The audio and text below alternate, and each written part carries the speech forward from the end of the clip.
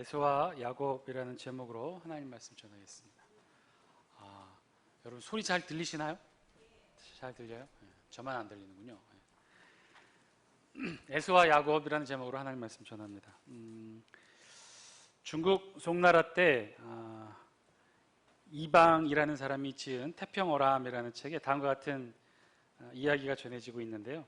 중국 옛날 그 제나라 때 한 집안에 아름다운 처녀가 있었다고 합니다. 혼기를 앞두고 이 처녀에게 이제 두 집에서 청혼이 들어왔는데, 근데 이 딸의 아버지가 보니 두 집에서 들어온 청혼을 보니까 동쪽 집에서 들어온 총각은 인물은 볼 것이 없으나 부잣집 아들이었고, 서쪽 집 총각은 인물은 뛰어났지만 집안이 매우 가난했다고 해요. 그래서 어느 쪽을 선택하기가 어려워진 이 처녀의 부모님은 본인의 생각을 알아보기 위해 처녀에게 물었답니다. 야, 네가 어느 쪽으로 시집가기를 원하니? 어느 쪽을 선택하기를 원하니? 내 뜻은 어떠하니? 나는 도통 결정을 선택을 하지 못하겠구나. 만약에 동쪽 집으로 가고 싶으면 오른손을 들고 서쪽 집으로 가고 싶으면 왼손을 들어라. 그랬더니만 딸이 망설이지도 않고 두 손을 번쩍 들었다는 거예요. 깜짝 놀라서 그 이유를 묻자 딸이 다음과 같이 대답했다는 것이죠. 아버지, 그게 뭐가 걱정이에요? 밥은 동쪽 집에서 먹고 잡은 서쪽 집에서 자면 되잖아요. 이때 나온 말이 동가식 서가숙이라는 말이라고 합니다. 그러니까 동쪽 집에 가서 동가식, 동쪽 집에 가서 밥은 동쪽 집에 가서 먹고, 서가숙, 잠자리는 인물 좋은 서쪽 집에 가서 잔다는 것이죠. 두 아들을 둔 어머니가 어느 날 시장에서 사과를 사오셨대요. 그래서 두 아들들에게 각각 사과 5개씩 바구니에 담아서 주었답니다. 그런데 이 각각 5개씩 나누어 준 사과에는 상태가 좋은 A급 사과도 있고, 중간에는 이렇게 벌레 먹은 사과도 있고, 이렇게 여러 형태의 사과를 5개씩 주었던 모양입니다. 그리고는 일종의 어머니가 두 아들에게 테스트를 한 거죠. 사과를 먹게 했어요. 그리고 그 사과를 어떻게 먹나 유심히 관찰을 했답니다. 그러고 보니까 큰 아들은 이 5개 사과 중에서 제일 좋은 것부터 골라 먹더라는 거죠. 제일 좋은 거, 그 다음 좋은 거, 그 다음 좋은 거, 그 다음 좋은 거. 둘째 아들은 보니까 어떻게 먹느냐 봤더니 제일 안 좋은 것부터 먹는 거예요. 제일 안 좋은 거, 그 다음 안 좋은 거, 그 다음 안 좋은 거, 그 다음 안 좋은 거. 이 광경을 지켜본 어머니가 두 아들 중에서 큰 아들을 칭찬하며 이렇게 말했답니다. 제일 좋은 사과부터 먹은 큰 아들은 칭찬받아야 되는데, 왜냐? 결국 큰 아들은 좋은 사과 5개를 먹은 셈이 되고, 가장 나쁜 사과부터 먹은 둘째 아들은 결국 나쁜 사과 5개를 먹은 셈이 되기 때문에 그렇다. 똑같은 사과를 결국 큰 아들은 좋은 사과 5개를 먹었고, 둘째 아들은 나쁜 사과 5개를 먹었다는 것이 되는 것이죠. 어떻게 보면 말장난이라고 여길 수는 있겠지만 우리에게 주는 의미가 있어요. 선택이라는 것이 그렇다는 거죠. 그러니까 무엇을 선택하느냐에 따라 전혀 다른 상황이 만들어진다는 셈이 되는 거죠. 여러분이라면 어떤 선택을 하시겠습니까? 단순히 말장난 같지만 말에 불과하더라도 말 전체가 전혀 다른 삶을 선택하게 되는 그런 내용들을 알려주는 것 같아요. 똑같은 사과를 먹었지만 누구는 좋은 사과 5개를 먹게 되었다는 것이고요, 누구는 나쁜 사과 5개를 먹게 되었다는 거예요. 우리에게 선택이 그렇다는 것이죠. 무엇을 선택하느냐에 따라서 전혀 다를 수 있다는 거예요. 물론 가능하기만 하다면 우리도 그 처녀처럼 동가식, 서가숙 둘 다 선택하고 싶죠. 그런데 그게 쉽지가 않죠. 우리 삶에서는 그것이 아니죠. 둘 중에 하나를 선택해야 되죠. 그런데요, 이 선택에는 재미난 것이 있어요. 선택은요, 그저 내가 좋아하는 것, 내가 원하는 것만 선택하는 게 아니에요. 그렇게만 된다면 얼마나 좋겠습니까? 그렇게만 된다면 정말 동쪽에서 식사하고 서쪽에서 잠을 자는 이 동가식, 서가숙 다 선택할 수 있겠죠. 그런데 그게 아니라 선택이라는 것은요, 내가 좋아하는 것, 내가 원하는 것을 선택을 했지만 그것으로 끝나는 것이 아니라 선택하는 순간에 뭐가 일어나요? 버림이 일어나요. 자, A와 B 둘 중에 내가 하나를 선택해야 돼요. 그럼 우리 고민 끝에 가장 좋은 A와 B 중에 하나를 선택하죠. A를 선택했다고 칩시다. 그러면 어떻게 된 거예요? 나는 A가 좋아서 A가 더 좋아 보여서 A를 선택했지만 결과적으로 어떤 것이 됩니까? B가 싫어서 B를 버린 셈이 되는 거예요. 우리의 인간의 선택은 그렇다는 거예요. 우리 선택이 그렇다는 거예요. 우리는 그런 선택을 할 수밖에 없다는 것이죠. 내가 좋아서 선택한다고는 하지만, 내가 마음에 들어서 선택한다고는 하지만, 우리가 무언가를 선택하는 순간 무언가를 버린 유기가 된다는 거예요. 우리 선택이 그렇다는 거예요. 인간의 선택이 그렇다는 거예요. 좋은 것을 선택하기 위해서는 늘 항상 우리는 그래서 어떻게 해야 돼요? 덜 좋은 걸 버려야 해요. 그래야 선택이 가능하다는 것이죠. 그것이 우리의 선택이라는 거예요. 그렇다고 선택을 아예 안 할 수도 없죠. 선택해야 합니다. 그러면 어떻게 선택해야 될까? 어떤 것이 좋은 선택일까? 한 걸음 더 나아가 우리 하나님은 어떻게 선택하실까? 하나님의 선택은 어떤 것들일까? 오늘 우리가 함께 읽었던 본문 창세기 25장 19절에서부터 끝까지 긴 내용인데요. 이 내용들을 보면요, 여기에는요 여러 가지 많은 소재와 주제들이 나오지만 그 중에 우리가 오늘 한 가지 보고 싶은 것은 선택이라는 주제로 보고 싶다는 거예요. 오늘 본문에 보면요, 하나님의 선택도 나오고 인간의 선택도 나와요. 오늘 본문은요, 창세기 25장 말씀으로 이제 이후부터는 아브라함에 이어서 이삭과 야곱과 요셉의 생애를 우리 성경이 25장 이후부터는 쭉 기록을 합니다. 그 중에서 25장은요, 이삭의 삶에서 가장 중요한 사건을 기록하고 있어요. 그것은 무엇이냐? 바로 이삭이 자녀를 낳게 되는 내용이에요. 우리 다 함께 21절 말씀 영상을 통해 같이 한번 읽어보겠습니다. 21절 말씀입니다. 시작. 이삭이 그의 아내가 임신하지 못함으로 그를 위하여 여호와께 간구하며 여호와께서 그의 간구를 들으셨으므로 그의 아내 리브가가 임신하였더니. 아멘. 제 목소리 잘 들리시죠? 모니터 스피커를 꺼놔서 그런가 아주 굉장히 힘드네요. 조금 켜줬으면 좋겠습니다. 아브라함도 힘들게 이삭을 낳았는데요, 하나님의 약속을 받은 지 25년 만에 아브라함이 이삭을 출산하죠. 근데 똑같이 이삭도 그의 아내 리브가도 쉽게 임신하여 자녀를 낳지 못했어요. 26절에 보니까 이삭이 쌍둥이를 출생한 후 그때 나이를 기록하고 있는데 26절 후반부에 보면 이렇게 기록하죠. 리브가가 그들을 낳을 때 이삭이 몇 세였다고요? 60세였더라. 이삭이 리브가와 결혼한 때가 몇 세였다고 그랬습니까? 40세에 결혼했다고 그랬죠. 그러니 60세에 에서와 야곱 쌍둥이를 낳을 때 60세에 낳았다고 하니까 몇 년 만에 자녀를 보게 된 셈이에요? 20년 만에. 아버지 아브라함은 몇 년 만에 이삭을 보았어요? 25년 만에. 그러니까 다들 늦게 아이들을 낳았던 셈이죠. 각각 25년, 20년 만에 자녀를 낳았어요. 그러니까 이삭만 하더라도 20년 동안은 임신하지 못했던 거예요. 우리 성경에 보면 유독 이렇게 장기적인 불임을 겪은 이야기들이 기록이 됩니다. 사라 25년, 리브가 20년 뿐만 아니라 뒤를 이어 이 야곱의 아내 라헬도 그렇고요, 한나도 그렇고요, 엘리사벳도 그렇습니다. 이 장기적인 불임의 시간들을 겪게 되는데 다 하나같이 믿음의 사람들이었는데 왜 이들이 이렇게 출산의 어려움을 겪게 되었을까? 신체적으로 건강하지 못한 이상적인 흠결을 가지고 있었기 때문이었을까? 아니요, 그렇지는 않고요. 오히려 이들이 쉽게 임신하여 다산하지 못한 것은 아마도 이 개인의 신체적 이상이라기보다는 하나님의 초자연적인 계획으로 하나님의 언약의 후손을 생산코자 하신 하나님의 뜻이었을 것입니다. 어쨌든 이들은 쉽게 자녀를 얻지 못했어요. 하나님의 언약의 후손을 어렵게 불임의 긴 기간을 통해 결국 하나님의 역사하심으로 자녀를 출산하게 됩니다. 오늘 본문의 이삭도 그랬어요.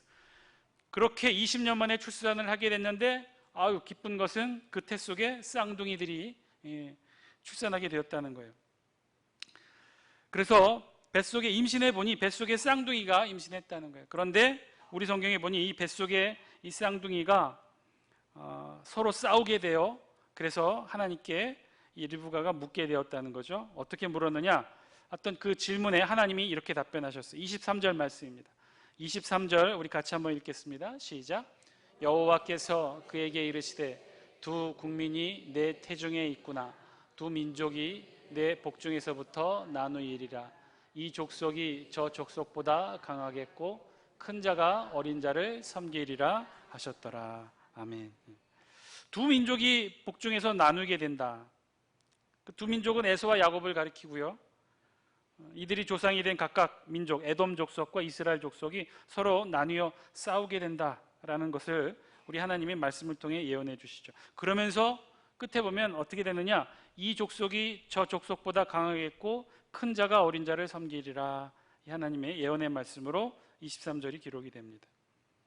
그러니까 우리 성경은 지금 에서와 야곱의 출생을 기록하고 있는데 쌍둥이로 에서와 야곱이 출생하게 됐다는 사실을 기록하고 뱃속에서부터 싸웠다는 거예요. 그리고 하나님이 23절 말씀을 통해 이 에서와 야곱의 조상으로 한 두 민족이 어떻게 될 것인가 하나님이 예언을 해 주시죠.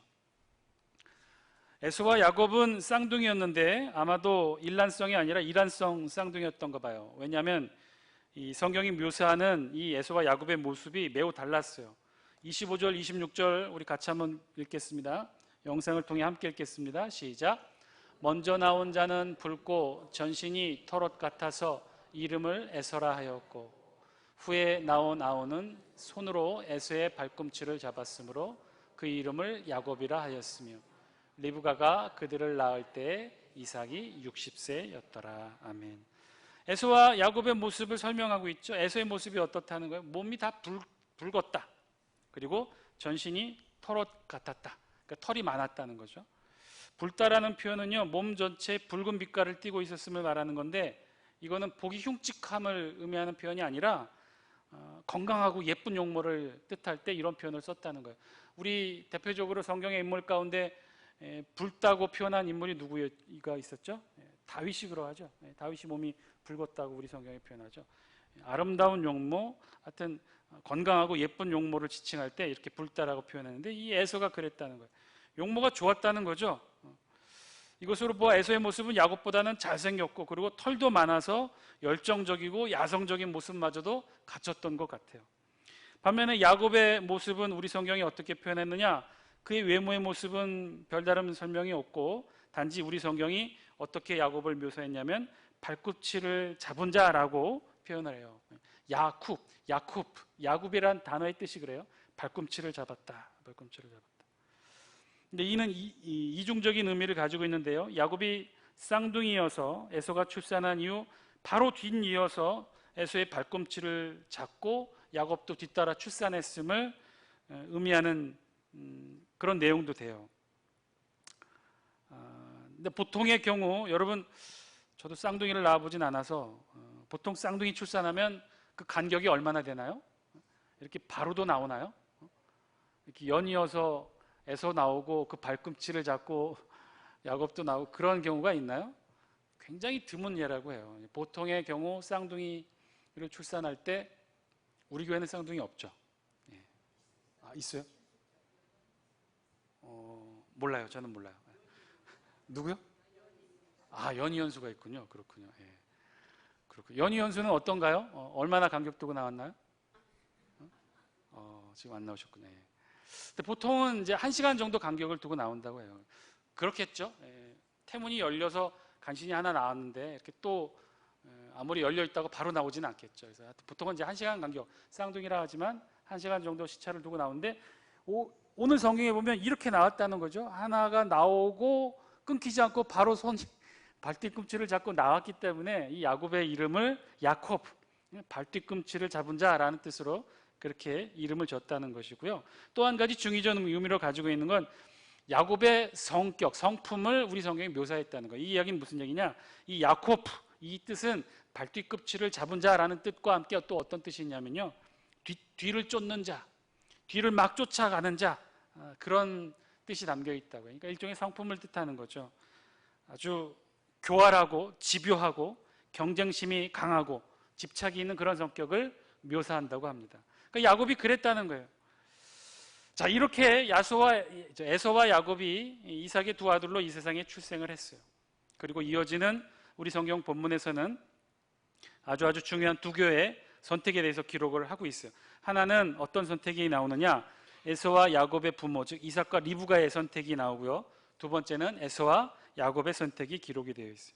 자, 이삭과 리브가의 선택은 어떤 것이냐면요. 27절과 28절에 있는 말씀이었는데 우리 같이 한번 읽어볼까요? 시작. 그 아이들이 장성함에 에서는 익숙한 사냥꾼이었으므로 들사람이 되고 야곱은 조용한 사람이었으므로 장막에 거주하니 이삭은 에서가 사냥한 고기를 좋아하므로 그를 사랑하고 리브가는 야곱을 사용하였더라. 야곱을 사랑하였더라. 먼저 에서와 이 리브가 이 부모의 선택이 나와요. 어떤 선택이냐? 자, 에서는 이삭은 누구를 선택했다는 거예요? 이삭은 에서를 선택했고, 어머니 리브가는 누구를 선택했다는 거예요? 야곱을 선택했다는 거예요. 왜 그랬느냐? 에서는 사냥꾼이 되어서 들사람이 되었다고 그랬고, 야곱은 장막에 거주하는 조용한 사람이 되었다라고 우리 성경이 기록하고는 이제 그의 부모 이삭과 리브가의 선택을 우리 성경이 기록하는데, 이삭은 에서를 선택했고 리브가는 야곱을 선택했다는 거예요. 왜냐? 이삭은 우리 성경에 보니 에서가 사냥한 고기를 좋아함으로 그를 사랑했다. 반면에 리브가는 그냥 야곱을 사랑했다라고 우리 성경에 기록하고 있어요. 자, 왜 이삭은 에서를 선택하고 리브가는 야곱을 선택했을까? 그 선택의 기준이 무엇이었을까요? 리브가가 야곱을 선택한 이유, 추정컨대 아마도 우리 성경에는 그렇게 나와 있진 않지만 우리 성경에 보면 야곱은 조용한 사람이었으므로 장막에 거주했다라고 우리 성경이 기록하고 있는 것을 보아 추정이 되죠. 야곱은 그럼 어떤 사람이에요? 늘 형 에서에 비해서는 사냥하고 들로 산으로 뛰어다니는 것이 아니라 늘 야곱은 어디 있었다는 거예요? 장막에 있었다는 거예요. 장막에. 그러니까 어머니가 리브가 입장에서 생각했을 때 항상 자기 곁에 있었던 사람은 누구예요? 에서예요? 야곱이에요? 야곱이었다는 거죠. 어머니 입장에서 제일 좋은 건 누구예요? 열심히 돌아다니면서 동물 많이 사냥해 오고 밖으로 들로 산으로 쏘다니는 아들을 좋아합니까? 늘 집에 얌전히 있는 아들을 좋아합니까? 어머니는 야곱을 좋아했어요. 늘 장막 곁에 어머니 곁에 있었던 야곱이었기 때문에 리브가는 야곱을 좋아합니다. 반면에 이삭은 왜 에서를 선택했을까요? 우리 성경에 보니 이삭은 에서가 사냥한 고기를 좋아했다고 그랬어요. 그것으로 보아 이삭은 고기를 좋아하니까 늘 고기를 잡아오는 에서를 야곱보다 이삭이 더 좋아했다라고, 그래서 에석을 선택했다고 하는데 그렇지는 않겠죠. 단순히 고기를 많이 잡아다 줘서 이삭이 아버지가 그 아들 에서를 선택하지는 않았을 겁니다. 이삭이 에서를 선택한 기준은요, 다른 게 아니라 에서가 장자였기 때문에 그래요.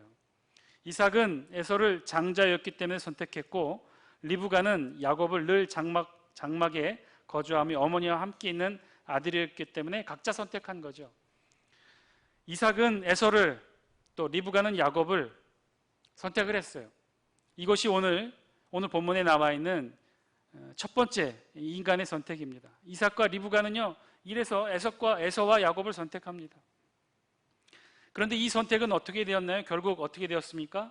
이 이삭은, 그리고 리브가는 이 선택을 통해 결국은 성공하지 못해요. 이들의 선택은 결국 편애로 이어졌고, 둘 사이 에서와 야곱을 더욱더 사이가 멀어지게 하는 결과를 낳게 됩니다. 이것이 소위 말하는 오늘 본문에 있는 이삭과 리브가의 선택의 결과였어요. 각자 자기가 좋아하는 방식으로 선택을 했죠. 아버지는 장자를 선택했고, 어머니는 늘 자기와 함께 있는 아들 야곱을 선택합니다. 그런데 이 선택이 실패했다는 거예요. 아버지 이삭의 선택, 장자로서의 선택, 장자로 에서를 축복하고 싶었던 그 이삭의 선택, 결국 어떻게 됩니까? 실패했죠. 이삭은 결국 누구를 장자로 축복하게 되죠? 야곱을 장자로 축복하게 되죠. 어머니 리브가의 선택은 어떤가요? 늘 자기와 함께 있는 야곱이 너무나 좋아서 에서보다도 야곱을 선택했지만 결국 어떻게 됩니까? 야곱이 늘 항상 그렇게 어머니 리브가 곁에 있었나요? 아니요. 그 선택 이후 야곱은 집을 떠나야 했어요. 어머니 곁을 떠나야 했어요. 20년이 넘는 긴 시간 방황을 하며 집을 떠나야만 했어요. 무엇 때문에? 이삭과 리브가의 그 선택 때문에. 이삭과 리브가의 선택이 그래서 실패했다는 거예요. 잘못된 선택을 하게 됐다는 것이죠. 두 번째 선택의 내용이 나오는데 그것은 어떤 선택이냐? 29절부터 시작하는 에서와 야곱의 장자권 매매 사건이 바로 그 내용이에요. 여느 날과 마찬가지로 늘 밖에서 사냥을 하며 쏘다니는 이 에서, 그런 에서를 기다리면서 야곱이 아주 집에서 맛있는 팥죽을 쑤어 준비합니다. 그리고 피곤하고 배고프고 지쳐있는 에서는 그 야곱이 쑤은 팥죽을 보며 야곱에게 달라고 하죠. 이때 야곱은 그 팥죽을 그냥 에서에게 주지 않고 뭐라고 얘기합니까? 에서에게 장자권을 팔라고 제안합니다. 형의 장자의 명분을 오늘 내게 팔라. 그러면서 이 이야기를 들은 에서가 대답하죠. 뭐라고 대답해요? 32절, 33절의 말씀 우리 같이 한번 읽어볼까요? 영상을 통해 함께 읽겠습니다. 시작. 에서가 이르되 내가 죽게 되었으니 이 장자의 명분이 내게 무엇이 유익하리요? 야곱이 이르되 오늘 내게 맹세하라. 에서가 맹세하고 장자의 명분을 야곱에게 판지라. 아멘. 야곱의 선택과 에서의 선택이 우리 성경에 기록이 되어 있어요. 야곱은 내용으로 보면 아주 치밀하게 준비했던 것 같아요. 아주 오래전부터 야곱은 이 형의 장자권을 자기가 얻으려고 그렇게 마음을 먹었던 것 같아요. 자, 그러면 이 야곱이 이렇게 이토록 얻기를 원했던 이 장자의 권, 장자의 명분은 어떤 것인가? 장자의 명분, 일명 이 장자권은요, 그 원어의 의미는 굉장히 단순해요. 원어 히브리어는 베코라라고 되어 있는데요. 이 장자의 명분, 장자권의 뜻은요, 간단합니다. 첫 열매를 맺다, 첫 소생이 되다, 태를 열다, 이런 뜻이에요. 그러니까 이 장자의 명분은 다른 의미가 없어요. 그저 장자, 먼저 태어난 자를 지칭할 뿐이에요. 즉 먼저 태어난 자, 첫 번째로 태어난 자를 가리키고 그 먼저 난 자에게 주어지는 권리가 바로 이 장자의 명분이었죠. 그럼 이 장자의 명분, 장자의 권리는 과연 실제 그 가치가 얼마나 할까요? 얼마나 하길래 이 야곱이 이토록 형을 속여가면서, 부모를 속여가면서 장자의 명분을 탐했을까? 실제의 가치, 물질적 가치로는요, 얼마 안 해요. 장자에게 주어지는 것, 재산 상속은요, 다른 자녀보다 2배 더 줍니다. 2배 더 줘요. 그거밖에 없어요. 뭐 다른 자녀에게는 안 주고 다 장자에게 주느냐, 그거 아니에요. 그저 다른 자녀보다 2배 더 줍니다. 물질적 가치로만 따져보면 이 장자의 명분 그렇게 메리트 없어요. 그런데요, 그것으로 그치는 것이 아니라 다른 게 있어요. 이 장자의 명분에게 주어지는 권리는 그저 물질적 가치로는 다른 자녀보다 2배 더 많이 상속받는 것뿐이지만 다른 가치가 있는데 그 가치가 뭐냐? 아버지의 모든 공식적 권위, 사회적 지위, 도덕적, 법적 모든 지위를 누가 상속하느냐? 자녀들 중에 장자만이 상속받습니다. 그리고 더욱더 중요한 것, 이 장자 명분의 가치 가운데는요, 그 가문의 대표자로 인정받게 된다는 거예요. 앞으로 그 집안의 대표, 아버지를 이어 장자가 되는 것이고, 그리고 이후 아버지가 누려왔던 사회적, 도덕적, 법적 지위를 이 아들이 다 행사한다는 거예요. 여기에 더 큰 물질적 가치가 의미가 있다는 거예요. 재산 상속으로는 2배밖에 받지 않지만 이후 받게 되는 이 대표성의 가치, 이후 진행되는 모든 이 가문의 물질적, 법적 지위에 속한 모든 것에 대한 이 재산상의 결정권을 누가 가지고 있느냐? 이 다 장자가 갖고 있게 된다는 거예요. 이 가치가 굉장히 컸어요. 야곱은 사실 이것이 탐이 났어요. 그래서 아주 오래전부터 장자의 명분을 탐내고 나름대로 야곱이 할 수 있는 방법으로 이것을 얻기 위해 준비를 하죠. 오늘처럼 본문에 있는 것처럼 죽을 쓰고 에서가 피곤한 틈을 타 팥죽 한 그릇과 이 장자의 명분을 바꿉니다. 자, 그러면 질문이 생기죠. 이렇게나 중요한 장자의 명분, 장자의 권리를 그렇다면 에서는 왜 팥죽 한 그릇으로 바꾸었을까? 도대체 에서의 선택은 무엇이었을까요? 무엇 때문에 이렇게 중요한 장자의 명분을 이 팥죽 한 그릇으로 바꾸는 선택을 에서는 했을까? 왜 이렇게 어리석은 선택을 했을까? 에서의 선택은요, 에서의 생각은 간단했어요. 무엇 때문에 이런 선택을 했느냐? 에서는요, 그저 장난이고 농담으로 여겼던 거예요. 왜 그랬느냐? 생각을 해보십시오. 이토록 중요한 장자의 명분, 장자의 권리를 이렇게 그저 형제들 사이에 팥죽 한 그릇으로 이렇게 서로 사고 파는 것이 될 수 있었을까요? 그렇지가 않다는 거예요. 작게는요, 이 가족의 결정, 부모 이삭과 리브가가 동의해 주어야 돼요. 크게는요, 그 지역 공동체, 지역사회 공동체가 모두 함께 동의하고 인정해 주어야 돼요. 그래야 그 장자의 명분이 장자가 아닌 차자에게 전달되었을 때 인정받을 수 있는 권리가 된다는 것이죠. 에서는요, 그렇게 생각했던 거예요. 이 장자의 명분이 이렇게 농담처럼 동생과 주고받는 팥죽 한 그릇으로 매매되는 것이 아니라고 생각했고, 또 실제로도 그러했죠. 에서는 이 장자의 명분을 야곱에게 준다고 해도 이러한 거래가 타인으로부터 인정받는 것이 아니라 생각했고, 실제로도 그러했어요. 둘 사이에 농담 같은 해프닝으로만 여겼어요. 실제로 아버지 이삭은요, 에서에게 장자의 축복을 주려 합니다. 실제로 모든 재산 다 에서에게 주었죠. 최소한 이삭의 집에서만큼은 이삭의 모든 재산을 야곱은 하나도 가지지 못했어요. 다 에서가 차지합니다. 그래서 에서와 야곱은요, 그렇게 자기들만의 방법과 생각으로 선택을 했어요. 야곱은 장자의 명분을 팥죽 한 그릇으로 정말 산다고 생각했고, 그래서 그런 선택을 했고, 그래서 형을 속이고 가족을 속이는 선택을 했어요. 반면에 에서는 아주 우습게 여긴 거죠. 농담으로 여겼던 거예요. 장자의 명분이 그렇게 팔아지겠느냐라고 생각을 했어요. 그런데요, 이들의 이런 두 번째 선택, 에서와 야곱의 선택, 그 결과가 어떻게 됩니까? 에서는 어떻게 됐습니까? 장자의 명분이 결국 어떻게 됐어요? 결국은 야곱에게 갔어요. 물질적 가치, 그 재산은 이삭의 재산은 다 에서가 상속받았지만요, 신학적 장자의 명분으로는요, 야곱이 차지합니다. 에서의 자녀들이 이스라엘 민족의 조상이 된 것이 아니라 야곱의 12아들이 이스라엘의 12지파를 이루는 조상이 되었던 거죠. 이것이 에서와 야곱의 선택이었어요. 야곱은 어떻게 됐습니까? 이 일이 씨가 되어서 결국 20년 넘게 가족을 떠나야 됐죠. 장자로서의 재산 상속은커녕 돈 한 푼 없이 집을 떠나야 했어요. 길에서 돌베개를 베고 자야 했고요. 결국 20년 후에 돌아왔어도 아버지 이삭으로부터 받아야 될 자신의 재산 한 푼도 받지 못했어요. 이삭과 리브가의 선택, 그리고 에서와 야곱의 선택, 모두 다 비극적인 선택이었죠. 각자 자기가 원해서 간절히 바래서 그래서 선택했지만 결국 그 선택으로 말미암아 이들은 너무나 큰 것들을 잃어야만 했습니다. 자, 그렇다면 하나님의 선택은 어땠을까요? 오늘 본문에도 하나님의 선택이 나와요. 그 본문을 보면요, 이 선택은, 하나님의 선택은 이렇게 기록되어 있어요.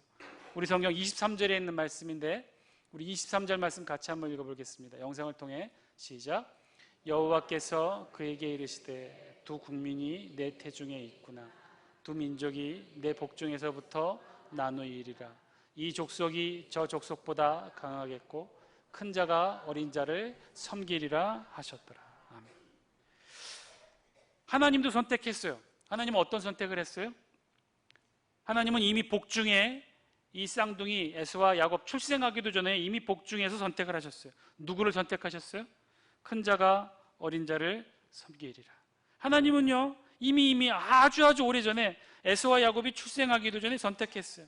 에서의 몸이 붉고 털로 덮여 있기도 전에, 야곱이 조용하여 장막에 거하기도 전에 이미 에서와 야곱 중에 둘 중에 하나를 하나님이 이미 선택했어요. 누구를 선택했습니까? 큰 자가 어린 자를 섬기리라. 장자가 아닌 차자, 에서가 아닌 야곱을 하나님은 이미 선택하셨어요. 왜 그러셨을까? 왜 하나님은 에서 대신에 야곱을 선택했을까? 그 이유는 몰라요. 그 이유는 알 수 없어요. 오직 그것은 하나님의 절대 주권에 속한 영역이에요. 우리는 알 수 없어요. 왜 하나님이 에서를 버리시고 야곱을 선택하셨는지. 그런데 한 가지 확실한 것, 하나님의 그런 선택이 언제 이루어졌느냐? 언제 하나님은 이런 선택을 하셨느냐? 복중에 에서와 야곱이 태어나기도 전에 이미 하나님이 선택하셨다는 거예요. 에서의 모습이 어떠한지, 야곱의 성품이 어떠한지, 에서와 야곱이 자라면서 어떠한 일을 했는지, 어떤 선행을 하고 어떻게 충성하고 어떻게 최선을 다했는지 알고, 그런 것들을 알기도 전에, 이미 출생하기도 전에 하나님은 선택하십니다. 그리고 그것은, 그 하나님의 선택은 그래서 하나님의 절대 주권에 속한 것이라는 거죠.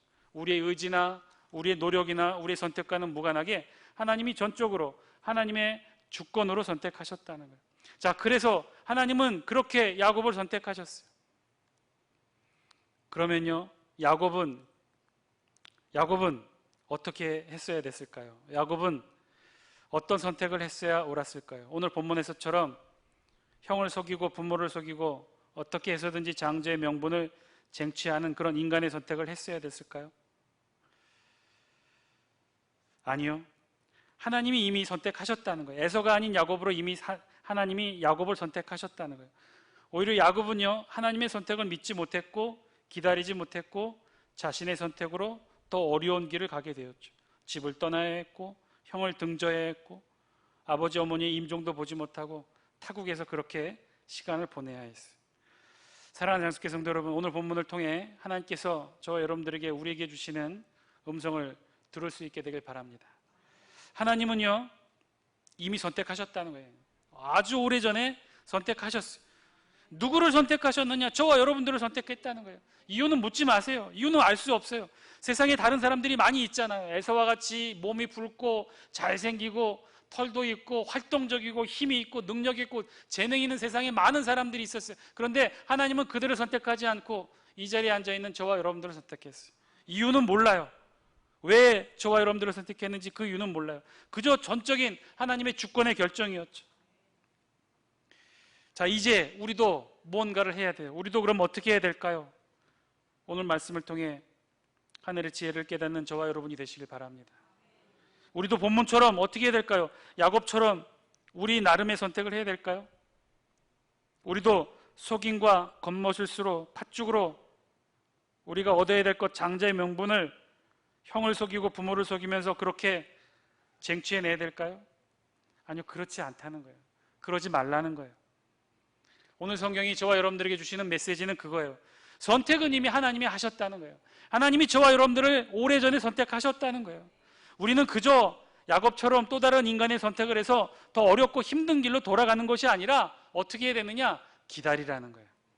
하나님의 선택이, 하나님이 이미 오래전에 하셨던 그 선택이 2000년 전 이 땅에 예수 그리스도를 통해 저와 여러분들을 선택하셨던 그 하나님의 선택이 저와 여러분들의 삶을 통해 어떻게 이루어지고 발현되어지고 나타나게 되는지 기다리라는 거예요.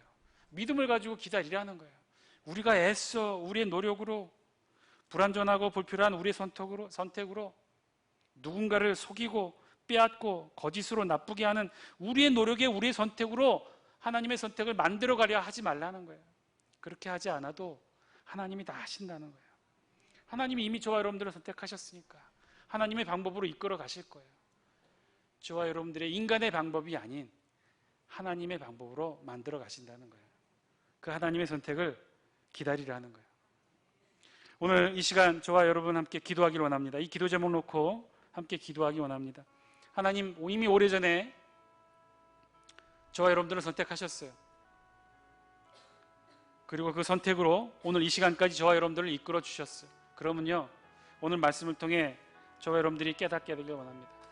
그저 야곱처럼 우리의 노력으로 우리의 생각으로 뭔가 어떻게 하나님의 선택을 이루고자 그러지 말라는 거예요. 발버둥 치지 마시라는 거예요. 누군가를 속이려고 그렇게 애쓰지도 말라는 거예요. 내가 무언가를 이루려고 하지도 말라는 거예요. 하나님이 선택하셨어요. 저와 여러분들을 선택하셨습니다. 그리고 오늘 이 시간까지 이루어 오셨어요. 그리고 앞으로도 이루어 가실 겁니다. 그렇다면 저와 여러분들 어떻게 해야 될까요? 야곱처럼이 아닌 하나님의 선택이 이루어지기를 기다리시는 저와 여러분 되시길 바랍니다. 하나님이 어떻게 이루어 가실지, 하나님이 어떻게 우리의 선택을 만들어 가실지, 우리가 그동안 해왔던 모든 노력들, 우리의 선택 다 내려놓고 하나님의 선택을 붙드실 수 있는 저와 여러분 되시길 바랍니다. 오늘 이 기도 제목을 놓고 함께 기도하기 원합니다. 우리가 노력해왔던 것들, 우리가 발버둥 쳐왔던 것들, 우리가 뭔가를 하고자 우리의 노력으로 뭔가를 만들고자 했던 노력들이 있다면 이 시간 다 내려놓게 하여 주옵소서. 하나님의 선택으로 우리의 선택을 채우게 하여 주옵소서. 하나님이 어떻게 선택하여 그 선택들을 이루어 가실지를 바라보게 하여 주옵소서. 믿고 그 선택을 내어 맡길 수 있는 우리의 신앙이 되게 하여 주옵소서. 우리 다 함께 이 기도 제목을 놓고 통성으로 함께 기도합니다. 기도하시겠습니다.